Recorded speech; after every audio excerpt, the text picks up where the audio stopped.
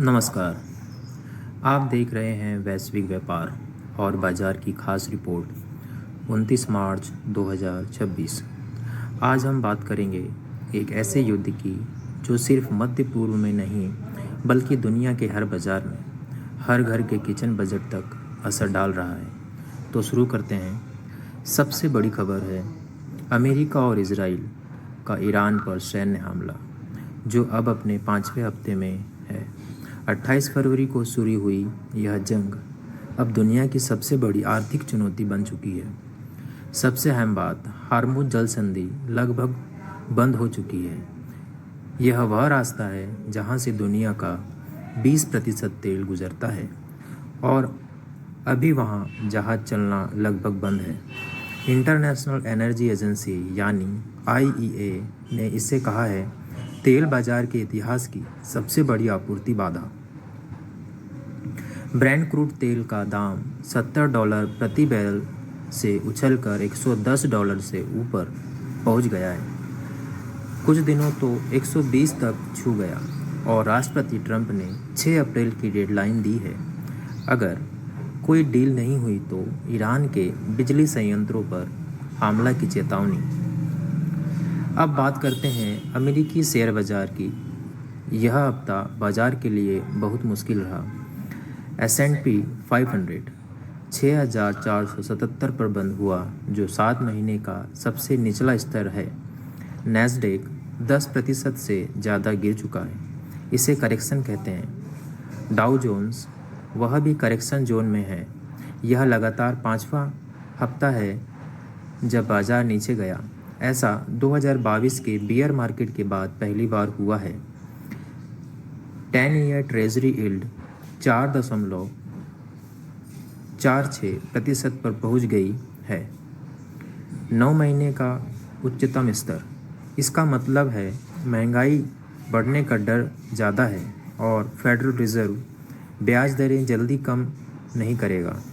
OECD ने America के लिए 2026 में 4.2% महंगाई दर का अनुमान दिया है, जो पहले 2.8% था। अब सबसे ज़रूरी हिस्सा, ऊर्जा और कमोडिटी बाजार। ब्रेंट क्रूड इस हफ्ते 108 से $112 के बीच रहा। अमेरिका ने record 40 crore barrel strategic reserve से निकाला, लेकिन यह राहत अप्रैल तक ही टिकेगी। अमेरिका में पेट्रोल का राष्ट्रीय औसत $4 प्रति गैलन के करीब पहुंच रहा है, एक हफ्ते में 43 सेंट की बढ़ोतरी। LNG यानी तरल प्राकृतिक गैस के दाम में युद्ध के बाद से करीब 60% की उछाल आई। कतर, जो दुनिया का 20% LNG सप्लाई करता है, उसने फोर्स मेजर घोषित कर दिया, यानी उसने कहा है कि वह अपने कॉन्ट्रैक्ट्स पूरे नहीं कर सकता। खाद फर्टिलाइज़र 40% महंगी हो गई है। खाड़ी देश दुनिया का 45% सल्फर देते हैं, जो खाद बनाने में काम आता है। इसका असर खाने पीने की चीज़ों के दामों पर पड़ेगा। एशिया सबसे ज़्यादा कमज़ोर है। जापान अपना 90% तेल मध्य पूर्व से लेता है। दक्षिण कोरिया ने $680 अरब रुपए से ज़्यादा का इमरजेंसी फंड चालू किया है। यह युद्ध सिर्फ अमेरिका और ईरान की लड़ाई नहीं रही, इसने पूरी दुनिया की अर्थव्यवस्था को हिला दिया है।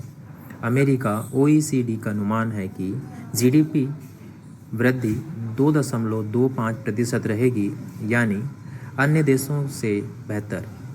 लेकिन महंगाई असली चुनौती है। यूरोपियन सेंट्रल बैंक ने ब्याज दरें कम करने की योजना रोक दी। सेल के CEO ने चेतावनी दी कि अप्रैल तक यूरोप में ईंधन की कमी हो सकती है। अगर जंग गर्मियों तक चली तो यूरोजोन GDP सिकुड़ सकती है। एशिया, चीन की विकास दर 3% से नीचे जा सकती है। भारत को भी ऊर्जा लागत बढ़ने से दिक्कत होगी। विकासशील देश मिस्र के राष्ट्रपति ने आर्थिक आपातकाल जैसी स्थिति का ऐलान किया। जिबूती के वित्त मंत्री ने कहा, विकासशील देशों पर गंभीर आर्थिक परिणाम आएंगे। वर्ल्ड इकोनॉमिक फोरम ने कहा, यह एक रीजनल क्राइसिस नहीं बल्कि वर्ल्ड इकोनॉमी को स्ट्रक्चरल शॉक है। अब बात करते हैं आने वाले दिनों की। 31 मार्च मंगलवार कंज्यूमर कॉन्फिडेंस डेटा आएगी। नाइके के तिमाही नतीजे भी। जैसे जैसे Q1 खत्म होगा बाजार में उठापटक हो सकती है। 1 अप्रैल बुधवार ISM मैन्युफैक्चरिंग PMI और ADP जॉब्स रिपोर्ट। यह पहला बड़ा डेटा होगा जो बताएगा कि युद्ध ने असली अर्थव्यवस्था पर कितना असर डाला। 3 अप्रैल शुक्रवार good Friday non farm payroll यानी रोजगार के आंकड़े आएंगे। फरवरी में नौकरियां गई थी और बेरोजगारी 4.4% पर पहुंची थी। और सबसे महत्वपूर्ण 6 अप्रैल राष्ट्रपति ट्रंप की सेल्फ इम्पोज डेडलाइन। अगर ईरान के साथ कोई डील नहीं हुई तो बिजली संयंत्रों पर हमले की धमकी है। यह तारीख बाजार के लिए सबसे बड़ा पिवट पॉइंट है। तो आज का सबसे बड़ा सबक क्या है? ईरान युद्ध कोई टेम्पररी घटना नहीं है, यह एक स्ट्रक्चरल शॉक है दुनिया की अर्थव्यवस्था के लिए, जो महीनों नहीं बल्कि शायद सालों तक असर दिखाएगा। निवेशकों और कारोबारियों के लिए एनर्जी और डिफेंस सेक्टर में स्ट्रक्चरल ग्रोथ दिख रहा है। टेक और कंज्यूमर डिस्क्रेशनरी पर दबाव जारी रहेगा। महंगाई फेड के टारगेट से ऊपर है। ब्याज दरें जल्दी नहीं घटेगी। 6 अप्रैल यह तारीख बाजार की दिशा तय कर सकती है।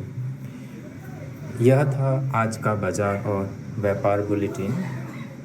जानकार रहिए, सतर्क रहिए। धन्यवाद।